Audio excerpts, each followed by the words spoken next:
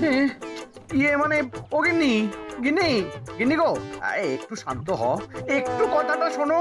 না না, আমি আর কিচ্ছু শুনবো না। এক সপ্তাহ সময় দিচ্ছি, তার মধ্যে মহারানীর মতো ওই সীতাহার আমার চাই চাই চাই। আহা, কিন্তু গিন্নি ওটার যে অনেক দাম, আমার কি আর মহারাজের মতো অত টাকা আছে বলো? এই শোনো, তোমার কি আছে আর কি নেই তা আমার খুব ভালো করে জানা আছে, বুঝলে? কিন্তু গিন্নি, একটা কথা কান খুলে শুনে রাখো, এবারে যদি তুমি ওই সীতাহার আমাকে গড়িয়ে না দাও, আমি তাহলে চিরদিনের মতো বাপের বাড়ি চলে যাব। এই এই আমি বলে দিলাম। আচ্ছা ফাঁপড়ে পড়লাম আমি, কি যে করি। দূর, আর ভালো লাগে না।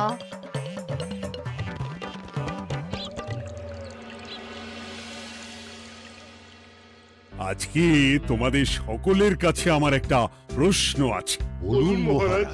আচ্ছা, ধরো তোমরা যদি এ রাজ্যের লোক না হতে, অন্য কোন রাজ্যের হতে, তাহলে তোমাদের কাছে কৃষ্ণনগর কেমন মনে হতো? মহারাজ, এক কথায় বলতে গেলে সমৃদ্ধ শক্তিশালী রাজ্য। বেশ, তা হঠাৎ এমন প্রশ্ন মহারাজ? আসলে বেশ কিছুদিন ধরেই আমি একটা কথা ভাবছিলাম। ঈশ্বরের দয়ায় আমাদের সবই আছে, তবু রাজ্যকে আরো শক্তিশালী ও অন্যান্য রাজ্যের সাথে সুসম্পর্ক বজায় রাখা একটা রাজধর্মে পড়ে। ঠিক বলেছে। ঠিক বলেছেন। বলি, তুমি কি এসব কথা কখনো ভাবো মন্ত্রী? হ্যাঁ মানে আগে রোজ না, কিন্তু কখনো সখনো বোধহয় ভেবেছিলাম। কবে শুনি? ইয়ে ওই তো কিছুদিন আগে, ওই সেদিন। এটা ঠিক কোন সেদিনের কথা বলছেন মন্ত্রী মশাই? যেদিন আকাশে ওই দুটো সূর্য উঠেছিল? তোমাকে সবকিছুতে ফোড়ন কাটতেই হবে না গোপাল, হ্যাঁ? কি আর করি বলুন, আপনার কষ্ট যে আর সহ্য হয় না। যাই হোক, মুদ্রা কথা হলো, এসব কথা মাথায় রেখে এখন আমাদের কিছু করা উচিত। কিন্তু কি করা উচিত সেটা আমি ঠিক বুঝতে পারছি না। এই একটা করে রসগোল্লা খাওয়ালে কেমন হয়? এই, তুমি থামবে? মহারাজ, আমার কাছে একটা উপায় আছে। 10 দিনের একটা মিলন মেলার আয়োজন করলে কেমন হয়? খুব বাজে হবে। একটা মেলা কত ঝামেলার কাজ সেটা বোঝো? একেই কত খরচ, তার উপর আবার অনেক লোক। মোটেই না, এটা তো দারুণ বুদ্ধি দিয়েছো গোপাল। এমন কিছুই তো চাইছিলাম। দূর, আর সবকিছুই আমার বিপক্ষে মনে হয়। দিনটাই খারাপ, আমি বরং চুপই থাকি। তাহলে সবাই শোনো, 1 সপ্তাহ পর কৃষ্ণনগর এক বিরাট বড় মিলন মেলার আয়োজন করছে, আর তার জন্য লোকজনকে নিমন্ত্রণ করার কাজ দেখবে গোপাল। যথাজ্ঞা মহারাজ। আর মন্ত্রী, ভালো করে শুনে রাখো, মেলা প্রাঙ্গণ সাজানো, ঠিকঠাক নিরাপত্তা, এসব তোমার দায়িত্ব। আচ্ছা, কিন্তু বলছিলাম যে সবকিছু ভালো করে করতে গেলে খরচও তো। ওসব নিয়ে তোমাকে চিন্তা করতে হবে না। যত খরচই হোক আমাকে বলো, আমি দেব। আরে বাস, তো দারুণ ব্যাপার। এই ফাঁকে যদি কিছু আমারও লাভ হয়ে যায়, তাহলে গিন্নির গলার হারটার কিছু একটা করতে পারবো। বেশ, তাহলে প্রত্যেকে নিজেদের কাজ শুরু করে দাও।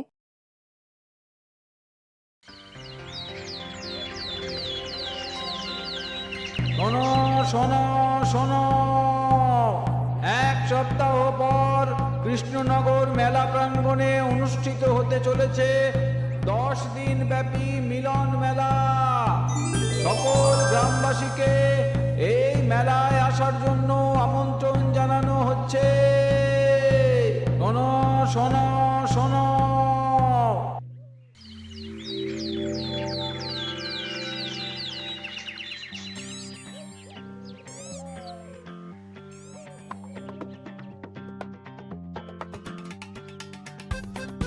বাহ বাহ বাহ, ঠিক যেমনটা চেয়েছিলাম তেমনটাই হয়েছে।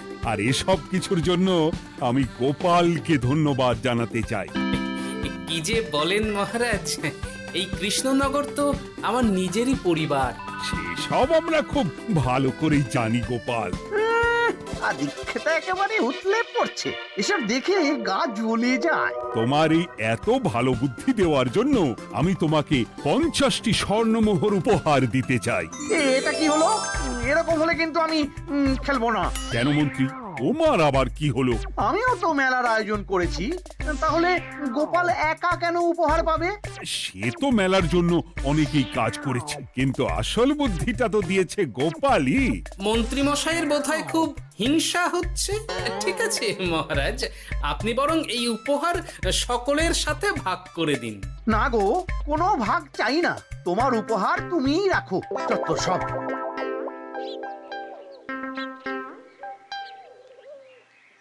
আমার কি এত খারাপ দিন এসেছে নাকি যে আমাকে গোপালের থেকে পুরস্কার নিতে হবে? অনেক হয়েছে। না না না, এবার আমাকেই কিছু ভাবতে হবে মনে হচ্ছে।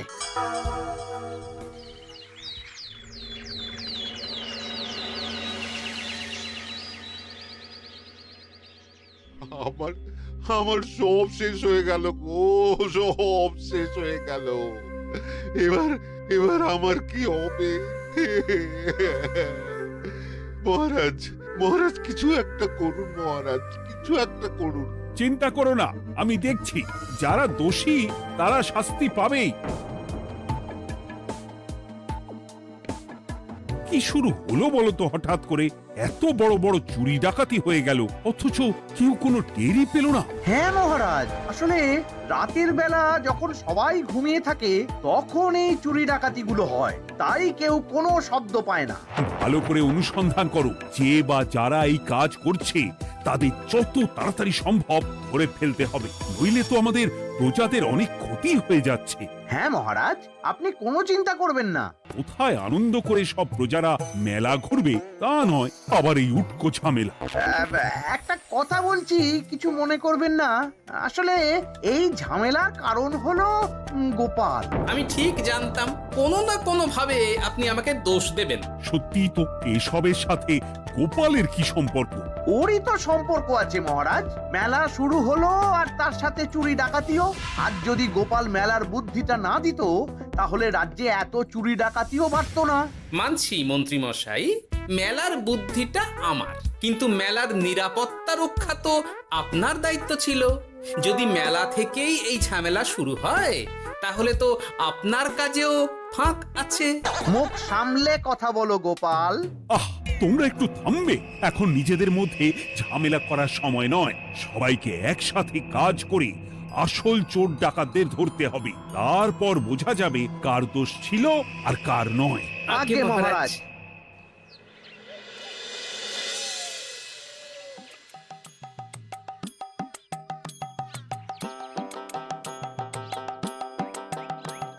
এই তো তুমি এসে গেছো। তাড়াতাড়ি মুখ হাত ধুয়ে বসো, তোমার জন্য একটা জিনিস এনেছি। বলো কি জিনিস? আরে আরে একটু অপেক্ষা করোই না, আমি আনছি। হ্যাঁ বেশ, আনো তাহলে। এই নাও, খাও। মিষ্টি দই। হ্যাঁ গো, খেয়ে দেখো তো কেমন। দারুণ সুন্দর স্বাদ তো গিন্নি। কোথা থেকে এনেছো? ভালো, মেলা থেকে এনেছি। ও জানো, বিনা পয়সায় গো। বিনা পয়সায়? তা কে দিল শুনি? আরে সুজন দইওয়ালা, বড় ভালো ছেলে। শুধু আজ নয়, ও রোজই মানুষকে ভালোবেসে না বিনা পয়সায় দই খাওয়ায়। হ্যাঁ বাবা, বেশ অবাক করা কাণ্ড। আসলে সুজনের দেশের বাড়িতে অনেক জমি জমা, গরু মোষ আছে। ও তাই বলে ওর টাকা পয়সার নাকি কোনো দরকার নেই, তাই ও বিনা পয়সায় খাওয়ায়। হ্যাঁ বুঝলাম। বাবা, খুব ঘুম পাচ্ছে এখন। ও গিন্নি, শোনো না, আমি বরং একটা ঘুম দিই এখন, বুঝলে? তুমি বরং বিকেলে আমায় একটু ডেকে দিও, ওর কাজ আছে। আচ্ছা বেশ। তোমাদের জন্য সেটাই ভালো, কারণ এমনিতেই মহারাজ চোর ডাকাত ধরার জন্য প্রহরীর ব্যবস্থা করছে পুরো রাজ্যে। না না না, সে নিয়ে আপনি চিন্তা করবেন না।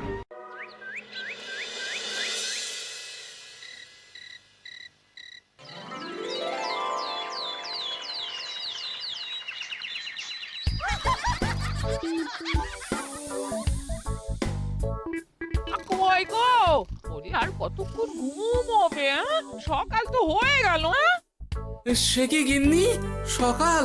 তোমাকে যে আমি কতবার বললাম আমাকে বিকেলে ডেকে দেবে। তা বলি কবেকার বিকেল, গতকালে না আজকে? তা তোমার বুদ্ধিতে কি বলে গিন্নি? আমার বুদ্ধি নিয়ে কথা বলো, আগে নিজের ঘুমকে দেখো। গতকাল বিকেল থেকে ডেকে ডেকে গলা ব্যথা হয়ে গেল, কিন্তু ওনার ঘুম আর ভাঙে না। হতেই পারে না। পারে না? ওদিকে কাণ্ড দেখো, রাতের খাবার পর্যন্ত পড়ে আছে। হ্যাঁ, আজব কাণ্ড। যাই হোক, অনেক দেরি হয়ে গেছে বুঝলে, আমাকে এক্ষুনি রাজসভার জন্য বেরোতে হবে।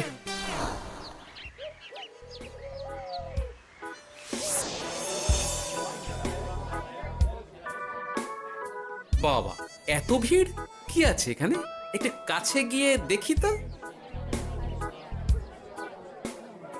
সত্যি সত্যি ভাই সুজন, তোমার হাতে জাদু আছে। এত সুন্দর মিষ্টি দই, এ স্বাদ ভোলার নয় ভাই। আচ্ছা, তাহলে এই হলো সুজন দইওয়ালা। ভালো মিষ্টি দই আছে, নেবে নাকি গো? পয়সা লাগবে না। জানি তো, সত্যি দারুণ স্বাদ এই দইয়ের। আমি খেয়েছি তো। তবে আজ নেব না গো, কাল এসে নিয়ে যাব। আচ্ছা আচ্ছা আচ্ছা।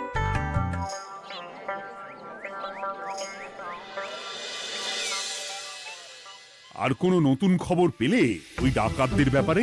না মহারাজ, এখনো ঠিক ধরতে পারিনি। ওরা বোধহয় বুঝতে পেরে গেছে যে আমরা খোঁজ করছি। মহারাজ, আমার মাথায় একটা নতুন বুদ্ধি এলো। রাতের বেলা করে সব বাড়িতে পাহারা দেওয়া শুরু করলে কেমন হয়? সব চুরি তো রাতেই হচ্ছে। আরে, এ তো দারুণ বুদ্ধি।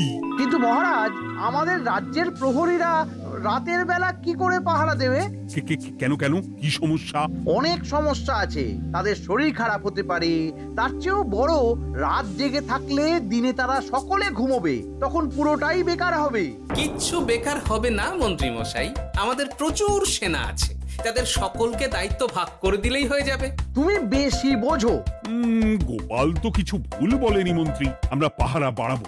আমি আজই সব সেনাদের সাথে কথা বলছি। সেনাপতি, তুমিও এই ব্যাপারটা একটু দেখো। যথাজ্ঞা মহারাজ।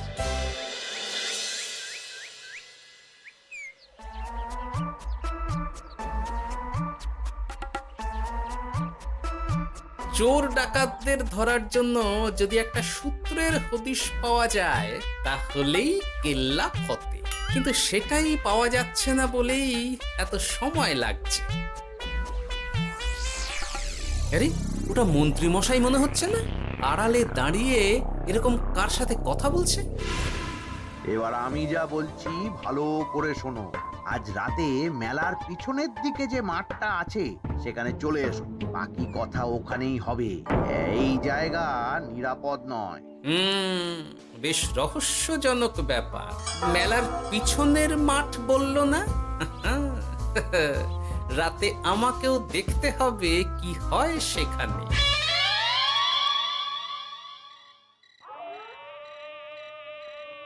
উফ, কি মশা রে বাবা!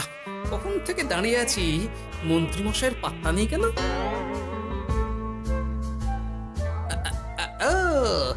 ওই তো চলে এসেছে।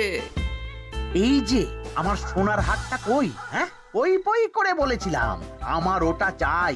আগে কি আর বলি বলুন তো, ওই হারটা আমাদের দলের প্রধানের খুব পছন্দ হয়ে গেছে, তাই কোনোভাবেই ওটা দিতে পারলাম না। কি এত বড় সাহস!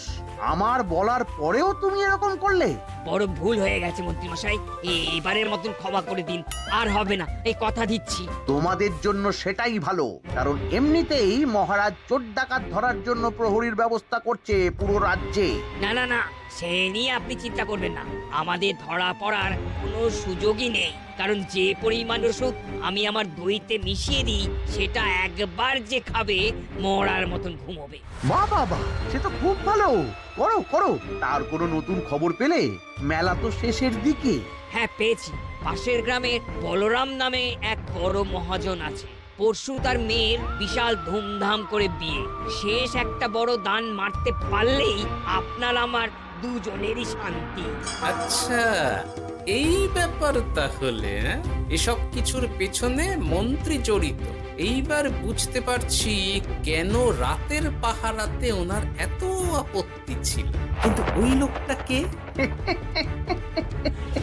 ঠিক আছে, এখন যাও, একটু সাবধানে কাজ করো আর আমার পাওনাটা ঠিকঠাক দিও, কেমন? সে কি সুজন দইওয়ালা? এবার আমার কাছে পুরো ব্যাপারটা পরিষ্কার হয়ে গেছে। না, কালই মহারাজকে সব জানাতে হবে, আর এদের হাতে নাতে ধরার জন্য একটা উপায় ভাবতে হবে।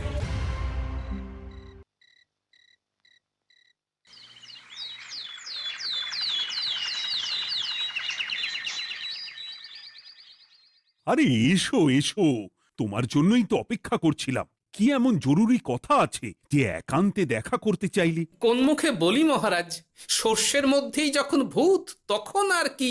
মানে একটু খুলে বলো তো, কি হয়েছে? আমাদের রাজ্যের এই এত বড় বড় চুরি ডাকাতির পিছনে কারা আছে সেটা আমি জানতে পেরে গেছি মহারাজ। হ্যাঁ, এ তো দারুণ খবর। তাহলে আমরা এখানে কি করছি? এখনই তাদেরকে গিয়ে বন্দি করি? না মহারাজ, আমাদের হাতে কোনো প্রমাণ নেই, তাই ওইভাবে বন্দি করতে পারবেন না। কেন বলো তো, কারা আছে পেছনে? সেটা আপনি নিজের চোখেই দেখে নেবেন পরে। তবে এটা জানিয়ে রাখি, আমাদের মন্ত্রী মশাইও যুক্ত আছেন। কি? আমাদের মন্ত্রী? এত বড় বিশ্বাসঘাতকতা! আমি এখনই নিজের হাতে ওকে বন্দি করতে চাই। না না না না মহারাজ, সেটা করলে বাকি ডাকাতদের ধরতেই পারবেন না। তাহলে উপায়? আমি জানতে পেরেছি এই ডাকাতদের পরের নিশানা হলো পাশের গ্রামের বলরাম মহাজনের বাড়ি। বলরাম মহাজন?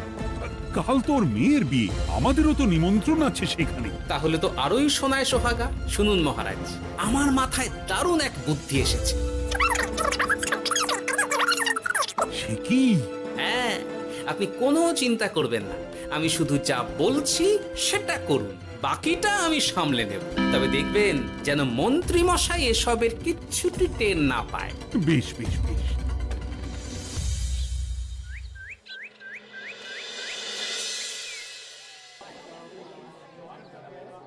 আর তো কিছুক্ষণ, এরপরেই তো সন্ধে নামবে। তোমার সবকিছু তৈরি তো? হ্যাঁ মহারাজ। আরে মহারাজ আর গোপাল কানে কানে এত কি কথা বলছে, আমাকেও জানতে হবে সেটা। ওই যে আসছে মরকটটা, আমার আর ওকে এক মুহূর্ত সহ্য হচ্ছে না। মনে হচ্ছে গুদুম গুদুম করে ওর মাথায় গাঁটটা মারি। শান্ত হন মহারাজ, দয়া করে শান্ত হন আর একটুখানি। তারপর আপনি মন্ত্রী মশাইয়ের সাথে যা ইচ্ছে করবেন। ওর আমি বরং অন্যদিকে যাই, মুখ দেখলেই আমার মাথাটা গরম হয়ে যাচ্ছে। সেই ভালো। কি হলো ব্যাপারটা? যাই হোক, আর তো কিছুক্ষণ, তারপর আমার বিশাল লাভ হবে। বরং ততক্ষণ আমি পেট পুজো করি।